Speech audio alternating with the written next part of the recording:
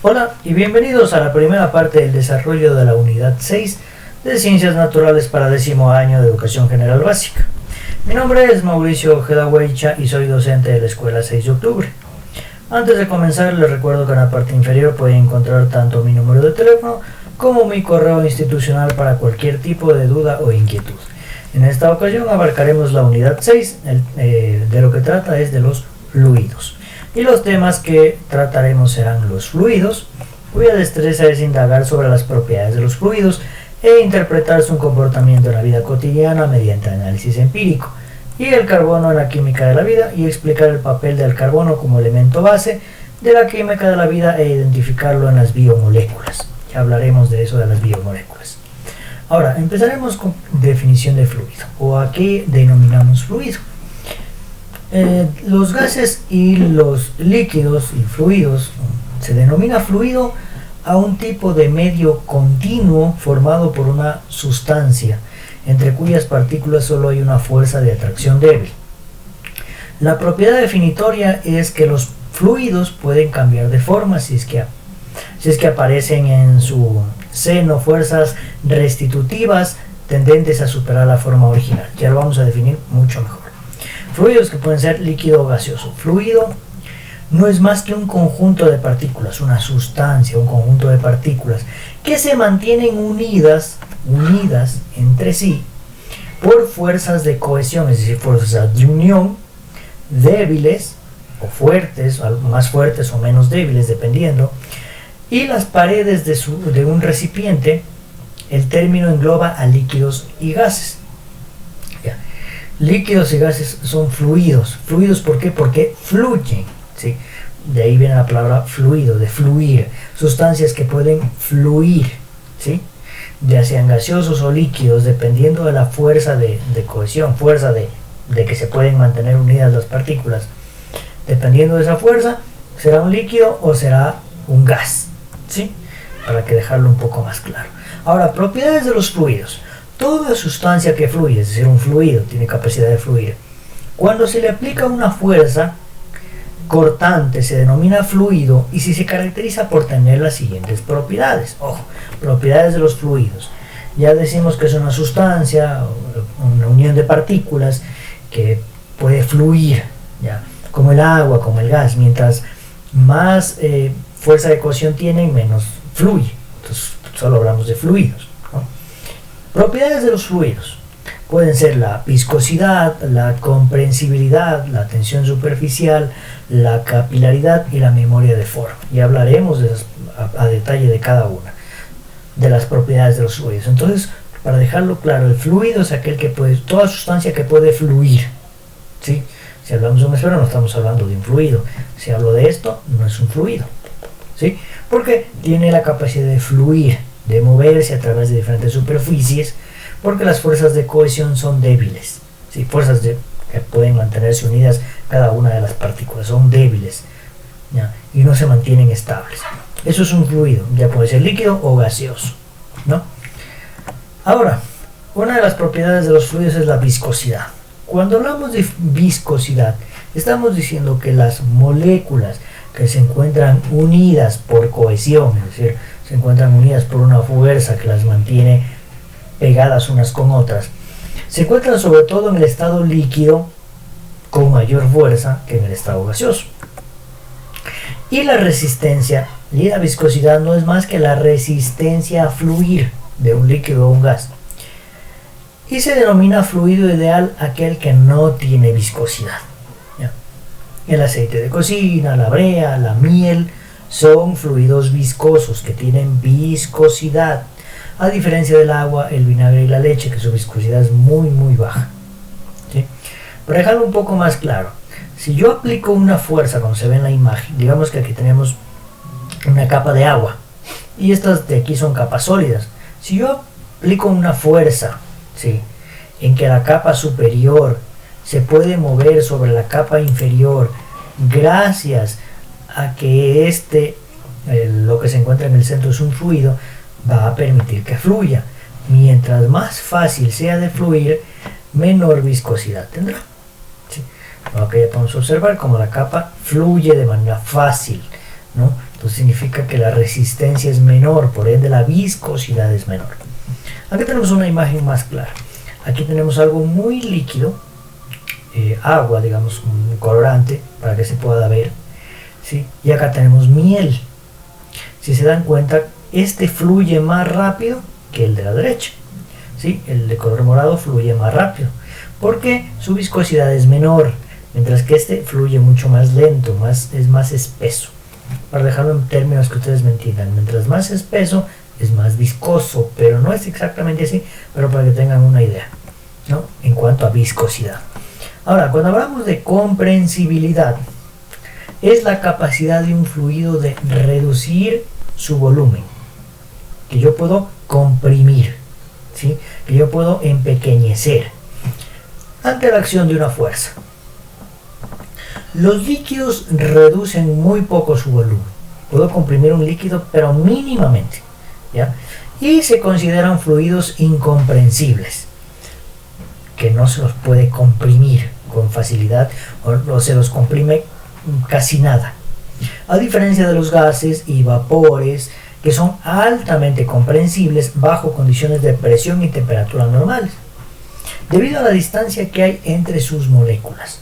Recordemos, los líquidos, las moléculas en un líquido, el agua, están mucho más juntas, mucho más pegaditas que en el aire, en cualquier tipo de gas, ¿no? Como el oxígeno que respiramos. Ahora, cuando hablamos de líquido, en la imagen podemos observar, tenemos un líquido ingresado a una jeringuilla y taponamos el otro lado para evitar que el líquido salga y presionamos, básicamente no cambia casi nada, es mínimo lo que podemos presionar, porque es un fluido incomprensible, no se lo puede comprimir. Pero en cambio, si tenemos un gas en el mismo espacio con la misma jeringa y tratamos de comprimir, sí podemos ganar más espacio al comprimir, porque este gas sí puede reducir su volumen, porque sí es comprensible, porque sí se lo puede comprimir.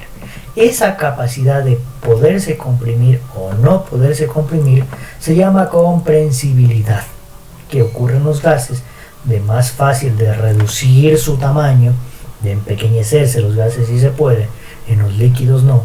Entonces esa facilidad de poderse es comprensibilidad. Ahora, tensión superficial. Cuando hablamos de tensión superficial, es un fenómeno físico, ojo, en el que la superficie de un líquido, por la cohesión o fuerza de unión de sus moléculas, se comporta como una membrana elástica, ¿sí? Es decir, una sustancia, un líquido, al tener sus moléculas muy juntitas, muy bien sujetadas, evitan, ¿sí?, que se separen, que se rompan y crean una, entre comillas, membrana elástica. Aparentemente, así se puede denominar como una membrana elástica, ¿sí?, para más o menos darnos una idea. Aquí tenemos una gráfica donde el mosquito, o este mosquito especialmente, este insecto que pareciera que nadara sobre el agua, aprovecha esta propiedad, este fenómeno en el agua para no hundirse, ¿no? Las moléculas en un líquido son atraídas por moléculas vecinas. Ese es el principio de la tensión superficial. En la superficie, las atracciones desequilibradas hacen que la superficie resista al ser estirada. Es decir, están muy juntitas las moléculas, ¿sí?, muy sujetas. Y hay un punto hasta donde pueden ser estiradas sin que se rompan, ¿ya? Las moléculas en el interior son igualmente atraídas en todas las direcciones, es decir, esta con la de acá, con todas, ¿sí? Podemos observar en la gráfica aquí que esta molécula de aquí, que tiene las flechitas negras, ¿ya?, está atraída con todas alrededor y a su vez están sujetas entre sí.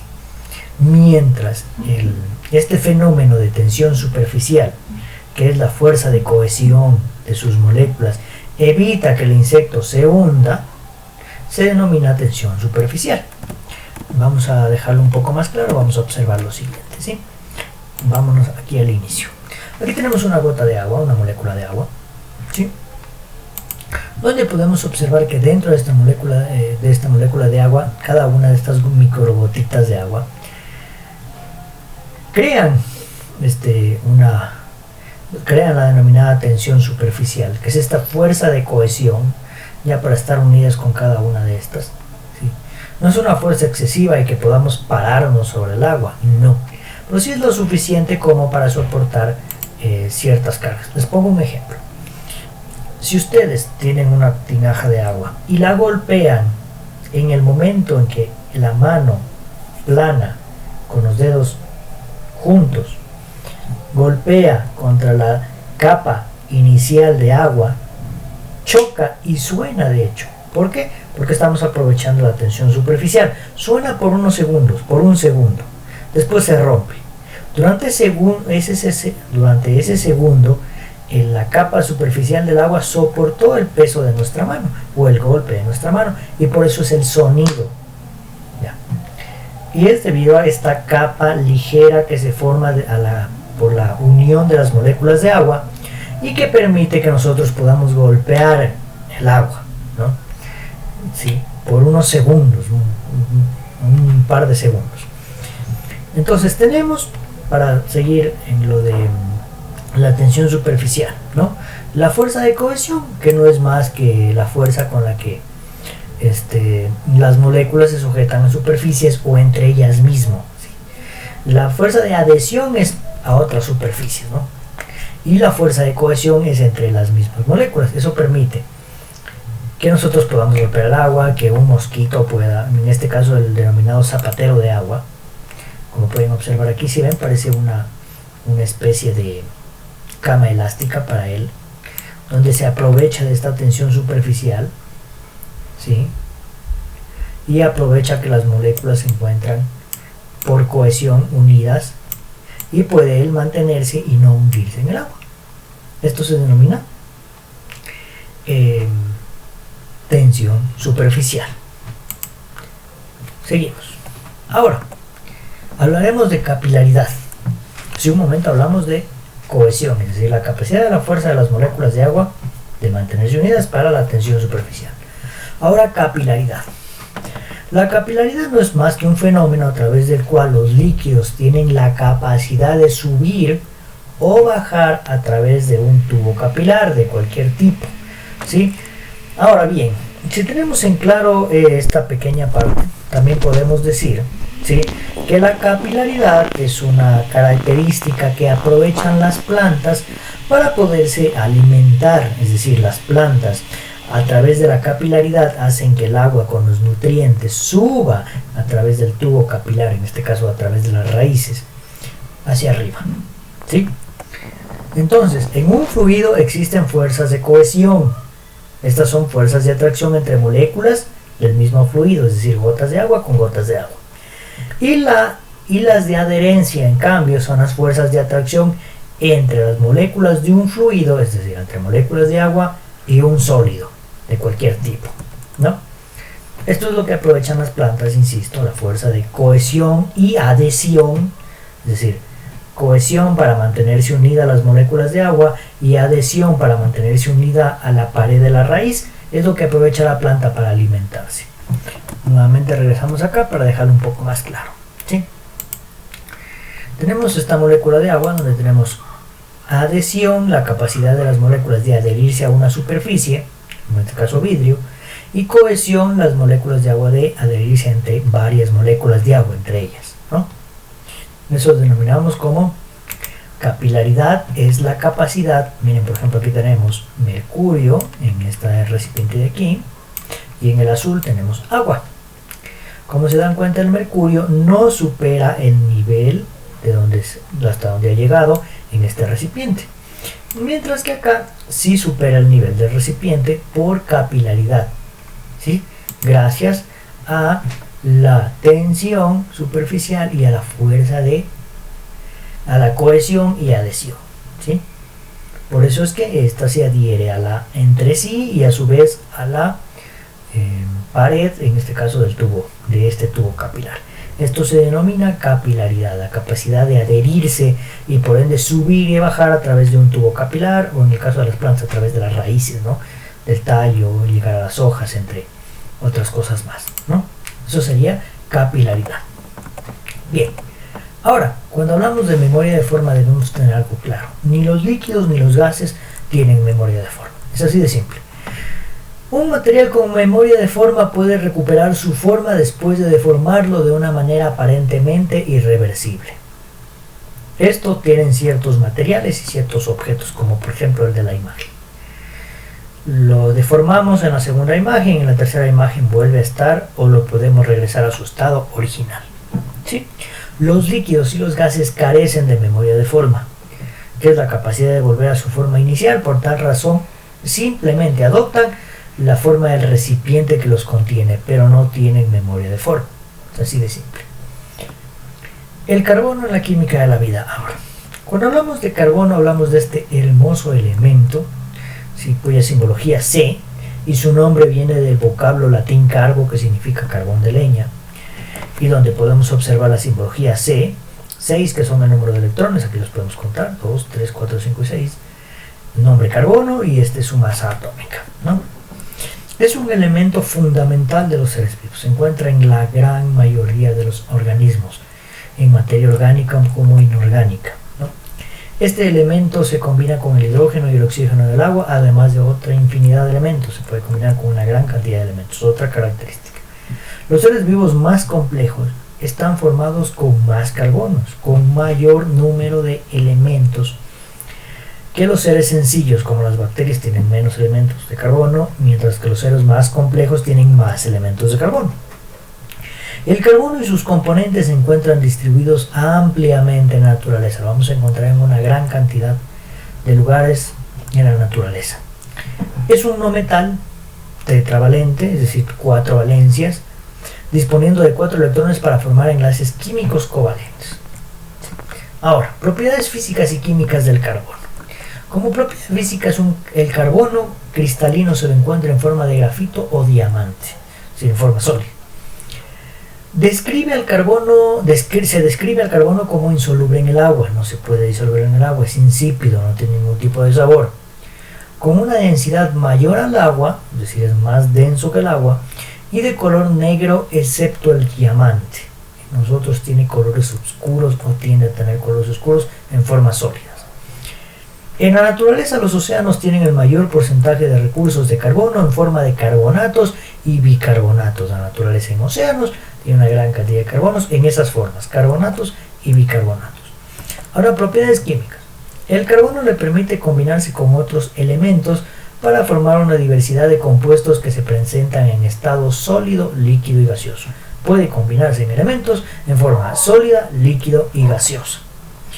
El tetracloruro de carbono y el disulfuro de carbono se utilizan como disolventes, industriales, extintores y refrigerantes, entre muchísimos otros más. En la actualidad, una combustión excesiva aumenta las concentraciones de dióxido de carbono en la atmósfera. En pocas palabras, todos los tipos de combustión que realiza el ser humano está provocando aumentos exagerados de concentraciones de dióxido de carbono en la atmósfera y por ende lo que denominamos contaminación. Esas serían las propiedades físicas y químicas del carbono. Y eso sería todo por la primera parte de la unidad 6 para el 10º año de educación general básica. Recordarles acerca de que para iniciar esta sección de videos primero deben haber visto el video introductorio denominado video de presentación de unidades, además de que para el video final de preguntas y respuestas deben dejarme aquí o en este video o a través de mi número de WhatsApp las 4 preguntas correspondientes para el video final. Sin más, mi nombre es Mauricio Ojeda Huencha, docente de la Escuela 6 de Octubre. Hasta un próximo video.